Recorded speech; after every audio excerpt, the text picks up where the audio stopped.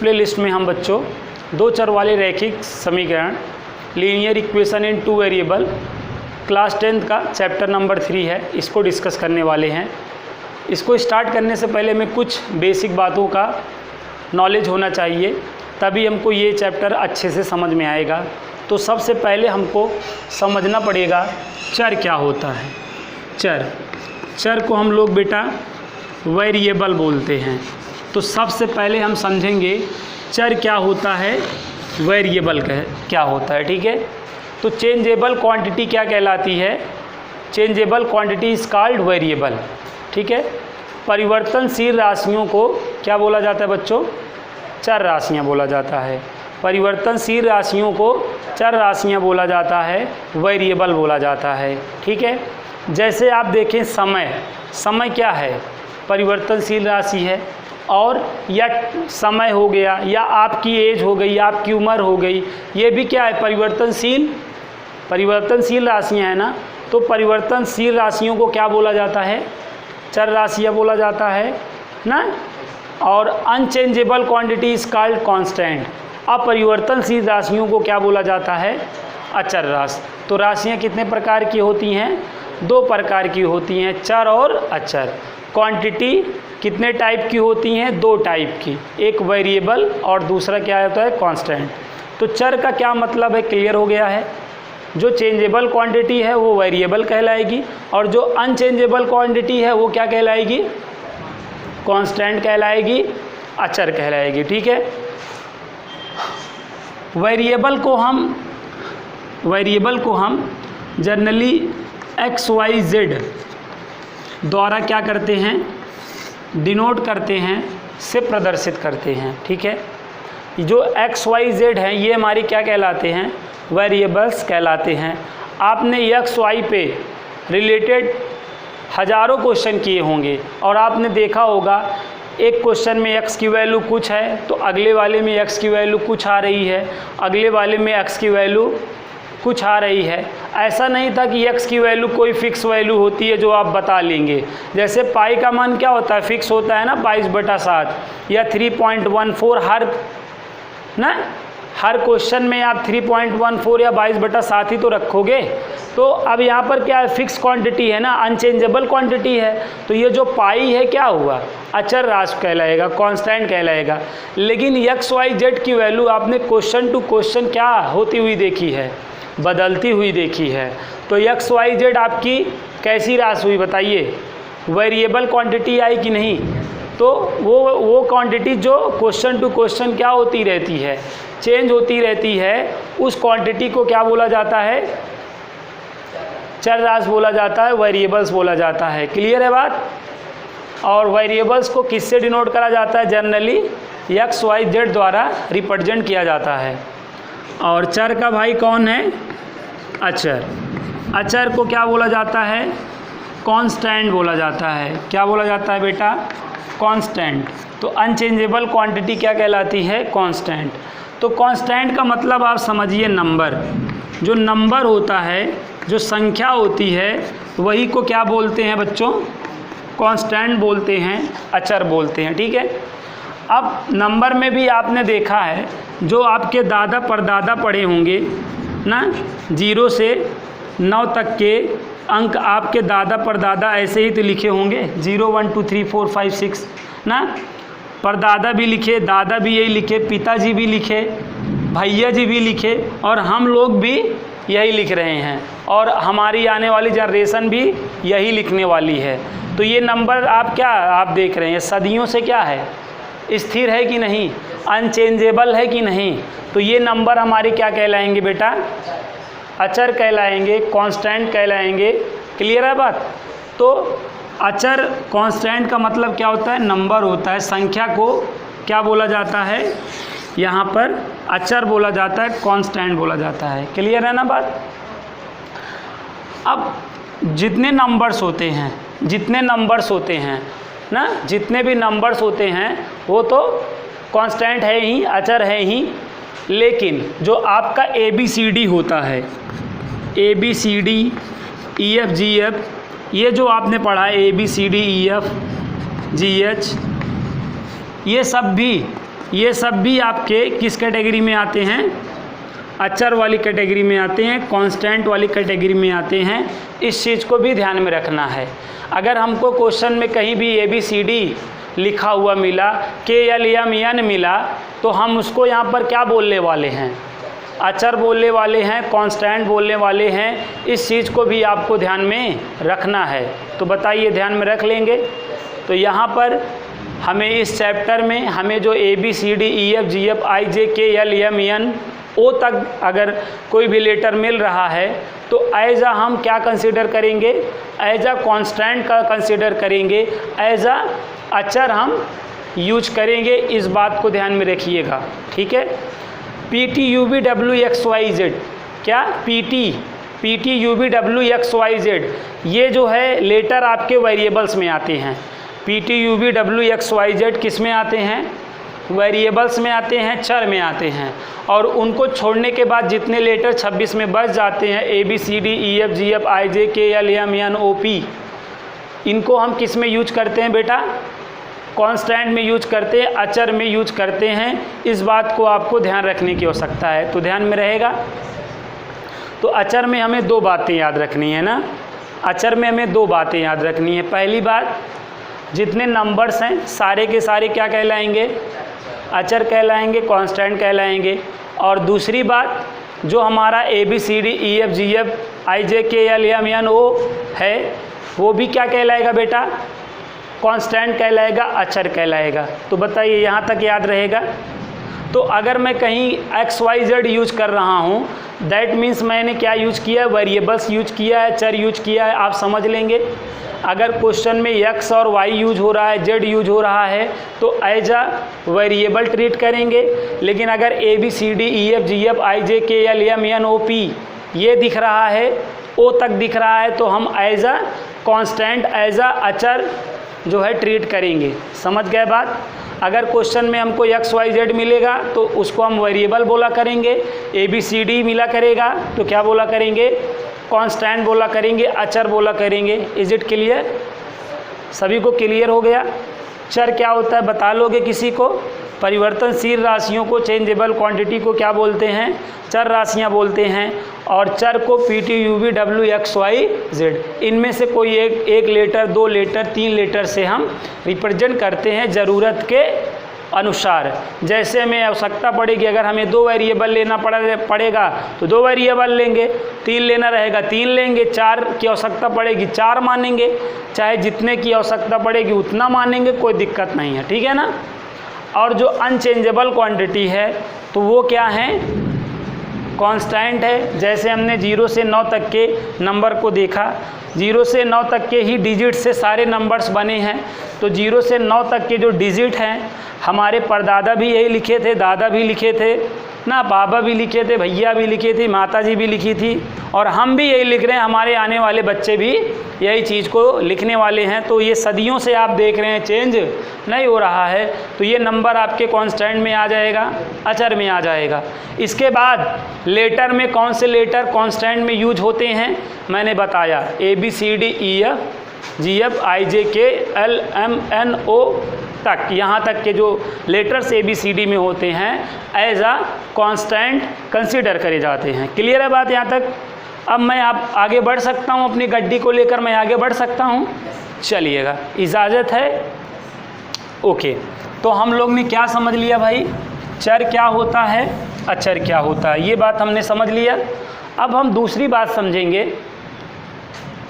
अब हम अगली बात समझेंगे, व्यंजक क्या होता है। क्या व्यंजक क्या होता है, एक्सप्रेशन क्या होता है। ठीक है, अगर आप व्यंजक को नहीं समझेंगे, एक्सप्रेशन को नहीं समझेंगे, तो यहाँ पे आपको बेसिक बातें नहीं आएंगी। ठीक है, तो हम एकदम बेसिक से आप इस चैप्टर को पढ़ा रहे हैं, एक एक छोटी छोटी चीज़ें आपको बता रहे हैं ताकि आपको अच्छे से इस चैप्टर में अंडरस्टैंडिंग बने। ठीक, तो यहाँ पे व्यंजक, एक्सप्रेशन क्या होता है, व्यंजक क्या होता है, एक्सप्रेशन क्या होता है, उसको समझने वाले हैं। ठीक है बेटा, क्या बोला जा रहा है? चर और अचर को, किसको? चर और अचर को, चर या चर और अचर को अगर हम कोई भी मैथमेटिकल साइंस से कनेक्ट कर दें, तब हमारे सामने जो आता है वही को हम क्या बोलते हैं? व्यंजक बोलते हैं, एक्सप्रेशन बोलते हैं। ठीक है, चर का मतलब समझ गए। ठीक है, अचर का भी मतलब आप समझ गए। कह रहा है चर और अचर को कोई भी मैथमेटिकल साइन से, कोई भी मैथमेटिकल साइन का मतलब यहाँ पे फोर फंडामेंटल मैथमेटिकल साइन होते हैं। क्या? प्लस, माइनस, गुणा और भाग। ये हमारे 4 बेसिक चिन्ह हैं जो हमें सब लोग को पता है, प्लस, माइनस, गुणा और भाग। अगर इनमें से हम कोई एक साइन से किसको कनेक्ट कर दें बेटा? वेरिएबल और कांस्टेंट को। चर और अचर को अगर हम प्लस से या माइनस से, मल्टीप्लाई या डिवाइड से क्या कर दें बेटा? कनेक्ट कर दें, तो जो हमको मिलेगा, जो हमको प्राप्त होगा, वो एक क्या कहलाएगा बेटा? एक एक्सप्रेशन कहलाएगा, वो एक व्यंजक कहलाएगा। बताइए, बात समझ में आया?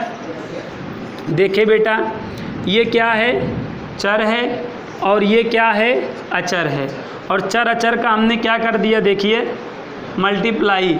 तो ये जो आपको 7x मिला, ये 7x अब यहाँ पर क्या कहलाएगा? एक एक्सप्रेशन कहलाएगा। बताइए, बात क्लियर है कि नहीं? तो हम क्या कह रहे हैं बेटा? अगर हम चर और अचर को कोई भी मैथमेटिकल साइन से क्या कर दें? कनेक्ट कर दें। वेरिएबल और कांस्टेंट को कोई भी मैथमेटिकल साइन से कनेक्ट कर दें, तो जो हमको मिलता है उसको हम क्या बोलता है? एक एक्सप्रेशन बोलता है, एक व्यंजक बोलता है। क्लियर है बात? ठीक है, तो यहाँ पर आप बात समझिएगा, ये x है, और ये देखिए, ये डिवाइड का मैंने साइन लगाया, यहाँ पे 5 लिख दिया। तो ऐसा करने पे हमें क्या मिला? x/5 मिला। तो ये क्या कहलाएगा? ये क्या कहलाएगा? एक व्यंजक कहलाएगा, ये एक एक्सप्रेशन कहलाएगा। ठीक है ना? ये एक एक्सप्रेशन कहलाएगा। अब इस चीज़ को मैं ऐसा भी तो कर सकता था, ये बताइए, ऐसा कर देता तब भी ये एक एक्सप्रेशन कहलाएगा। समझ में आ गया बात? यहीं प्लस के जगह माइनस लगा देता तब भी ये एक एक्सप्रेशन कहलाएगा। तो एक्सप्रेशन कैसे बनता है समझ गए? वेरिएबल और कांस्टेंट को, समझ रहे हो ना? वेरिएबल को b बोलते हैं, कांस्टेंट को c बोलते हैं। तो BC को प्लस, माइनस, गुणा या भाग से कनेक्ट करने पे जो चीज़ मिलती है उस चीज़ को हम क्या बोलते हैं भाई? एक्सप्रेशन बोलते हैं। समझ रहे हैं? BC को B for variable, C for constant. तो वेरिएबल कांस्टेंट को अगर कोई भी मैथमेटिकल साइन से क्या कर दोगे? कनेक्ट कर दोगे, तो जो आपके सामने प्रस्तुत होगा, रिप्रेजेंट होगा, उसे आप क्या बोला करोगे? एक्सप्रेशन बोला करोगे, व्यंजक बोला करोगे। क्लियर है बात? तो ये सारे के सारे आपको क्या मिले हैं? व्यंजक मिले हैं। समझ में आ गया भाई? अब अगली चीज़ समझेंगे, टर्म क्या होता है। क्या? अब अगली बात हम समझेंगे टर्म। ठीक है, पद क्या होता है? टर्म ऑफ एक्सप्रेशन या व्यंजक का पद क्या होता है बच्चों? क्या समझेंगे? व्यंजक का पद, व्यंजक के पद को, व्यंजक का पद, टर्म ऑफ एक्सप्रेशन समझेंगे। टर्म ऑफ एक्सप्रेशन समझना है बस आपको ध्यान से।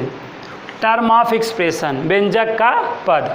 टर्म ऑफ एक्सप्रेशन क्या होता है बेटा? Term of expression, part of expression, आप ये बोल सकते हो part of expression. Part of expression is called term of expression. अगर आपसे कोई पूछे what is the term of expression, that आप ये बोल सकते हो the part of expression is called term of expression. ठीक है, एक्सप्रेशन का जो पार्ट होता है वही को हम क्या बोलते हैं? टर्म बोलते हैं। एक्सप्रेशन का जो पार्ट होता है वही क्या कहलाता है? टर्म कहलाता है। देखें, ये हमारा एक्सप्रेशन है कि नहीं है ना? तो इसका जो पार्ट है, एक पार्ट ये हुआ है, एक पार्ट ये हुआ है कि नहीं? एक पार्ट ये हुआ है। तो देखिए 3 पार्ट हुए हैं ना?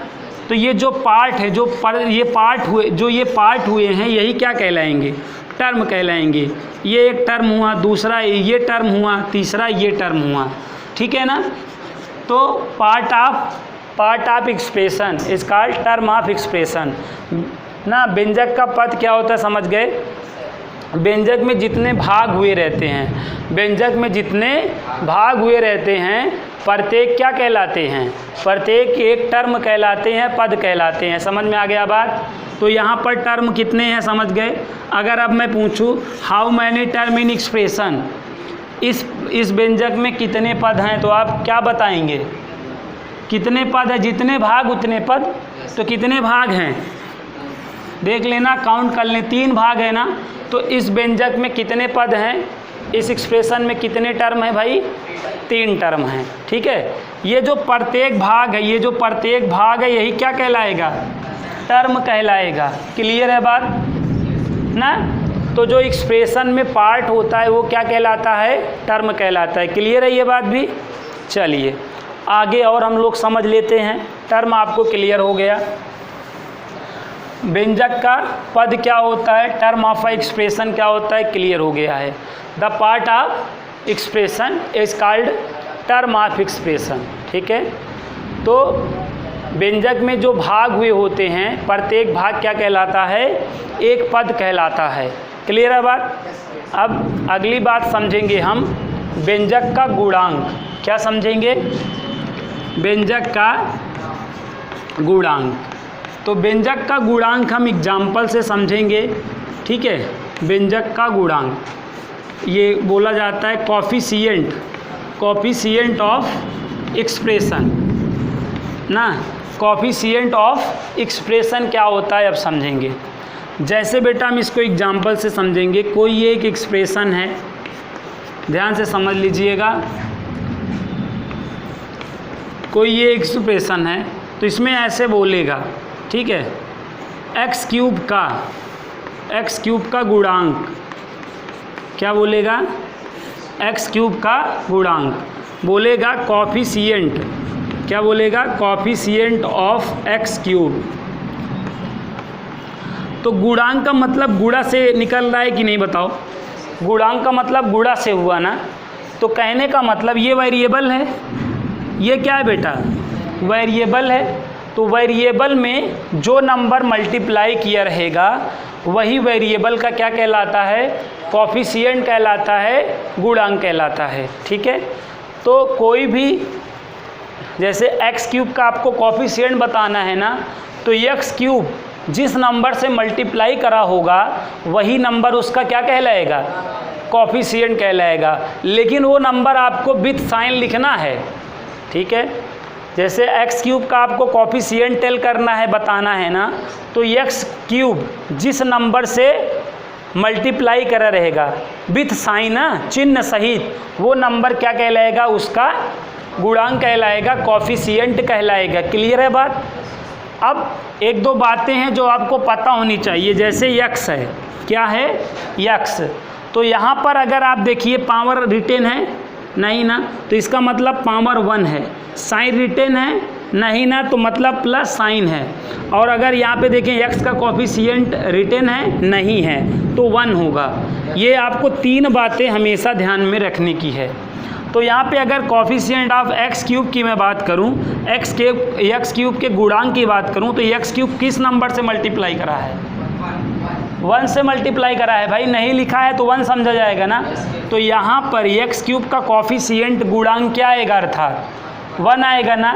अब इसी तरह अगर आपसे पूछा जाए कोफिशिएंट ऑफ, क्या पूछा जाए? कोफिशिएंट ऑफ एक्स स्क्वायर, तो आप क्या बता लेंगे?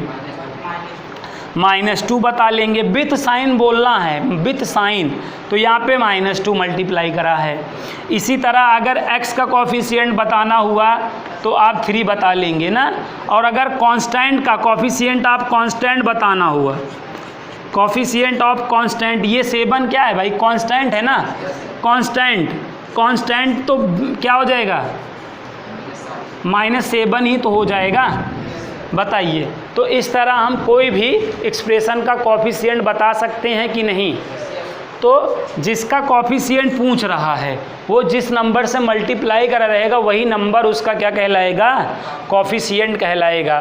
तो एक्सप्रेशन क्या होता है, एक्सप्रेशन का टर्म क्या होता है और एक्सप्रेशन का कोफिशिएंट क्या होता है, ये सारी बात समझ में आ गई। ठीक है, और एग्जाम्पल देख लो। जैसे मैंने 2x - 3y +7 लिखा, तो यहाँ पे x का कॉफिशिएंट क्या होगा बताओ, x का कॉफिशिएंट क्या होगा बताओ 2, और y का कॉफिशिएंट बताओ -3 होगा। तो ये बात समझ में आ गया। यहाँ पर x का गुणांक क्या है 2 और y का गुणांक क्या है -3। तो ये चीज़ आपको पता हो चुकी है। तो गुणांक, कोई का भी गुणांक पूछा जाए, कोई का भी कॉफिशिएंट पूछा जाए, तो वो जिस नंबर से क्या करा रहेगा मल्टीप्लाई, वही नंबर उसका क्या कहलाएगा बच्चों, कॉफिशिएंट कहलाएगा। It is clear? ओके। अब मैं आपको आगे बताऊंगा, ठीक है। अब आगे आप ध्यान से समझिएगा चीज़ें, आपको एक एक चीज़ें एकदम बेसिक से 0 से हीरो तक का सफ़र आपको तय करना है। तो ये ऐसे ही तय होगा। बोलिए यहाँ तक आ गया? हमने वेरिएबल समझ लिया, कांस्टेंट समझ लिया, एक्सप्रेशन समझ लिया, ठीक है, टर्म का एक्सप्रेशन समझ लिया, कॉफिशिएंट समझ लिया, यहाँ तक की बातें समझ लिया। अब हम इक्वेशन समझेगा। क्या समझेगा? इक्वेशन। भैया इक्वेशन क्या होता है, समीकरण क्या होता है, इस बात को हम समझेगा। व्हाट इज़ अ इक्वेशन, समीकरण क्या है, ठीक है ना। क्या समझेगा? इक्वेशन क्या होता है, समीकरण क्या होता है, ठीक है बेटा। तो आपको ये बोलना है, ठीक है। देखो इक्वेशन क्या होता है, समीकरण क्या होता है। एक्सप्रेशन आप जान चुके हो, ठीक है, इक्वेशन आप जान चुके हो ना। 1 देखो, ये आपका ये एक इक्वेशन, ये क्या हुआ, ये एक एक्सप्रेशन हुआ, एक एक्सप्रेशन ये भी है कि नहीं। तो 2 मोर देन 2 एक्सप्रेशन, ठीक है, 2 मोर देन 2 एक्सप्रेशन अगर इक्वल टू साइन से सेपरेट हों तो यही चीज़ क्या कहलाएगी बेटा, इक्वेशन कहलाएगी, है कि नहीं बताओ। हाँ, अगर 2 पार्ट, कितने पार्ट, 2 पार्ट, अगर 2 भाग किससे हो रहा हो, इक्वल टू साइन से हो रहा हो, देन वहाँ पे क्या बोला जाएगा, इक्वेशन बोला जाएगा, समीकरण बोला जाएगा। ये बात आप समझ चुके होंगे। बताइए, अगर 2 पार्ट, कितने पार्ट, 2 पार्ट किससे होता रहेगा, इक्वेशन से होता रहेगा, समीकरण से होता रहेगा, तो वो क्या कहलाएगा, इक्वल टू से होता रहेगा, तब वो समीकरण कहलाएगा, इक्वेशन कहलाएगा। यहाँ तक की बात क्लियर है। तो इक्वेशन होने का मतलब है बीच में इक्वल टू होना। अगर बीच में इक्वल टू से 2 पार्ट हो रहे हैं, दैट मीन्स क्या है, वो इक्वेशन है, समीकरण है, ठीक है। भगवान से तो नहीं लड़ा जा सकता है ना, वो गरज रहे हैं तो हमें लगता है हमको डाउन हो जाना चाहिए, क्योंकि 2 लोग गरजेंगे तो दिक्कत हो जाएगी ना। तो यहाँ पर बताइए, यहाँ तक आ गया, इक्वेशन समीकरण क्या है, समझ में आ गया, ठीक है। तो अगर 2 पार्ट किससे हुए रहें, इक्वल टू से हुए रहें, तो आप हमेशा वहाँ जान लीजिए क्या बोलेंगे, इक्वेशन बोलेंगे, समीकरण बोलेंगे। और इक्वेशन को सॉल्व करना आप 9th, 8th, 7th, 6th class में ही सीख लिए हैं। इक्वेशन को, how to solve equation, equation को हल कैसे किया जाता है, ये चीज़ का नॉलेज आपको ऑलरेडी है ना। अब देखिए इक्वेशन में क्या होता है, अगर प्लस है उसको हम अगली साइड ले जाएंगे माइनस हो जाएगा, और माइनस है अगली साइड लाएंगे तो प्लस हो जाएगा। ये इक्वेशन का सॉल्व करने का रूल है। रूल ऑफ इक्वेशन है कि नहीं, ये रूल ऑफ क्या है भैया, इक्वेशन है कि अगर प्लस है राइट साइड जाएगा माइनस है हो जाएगा, और माइनस है लेफ्ट साइड आएगा तो क्या हो जाएगा, प्लस हो जाएगा। और इसी तरीके से अगर इनटू है तो क्या हो जाएगा, डिवाइड हो जाएगा, और डिवाइड है तो क्या हो जाएगा, इनटू हो जाएगा, ठीक है। अगर इनटू है अगली साइड जाए तो डिवाइड हो जाएगा, डिवाइड है तो अगली साइड क्या हो जाएगा, इनटू हो जाएगा, ठीक है।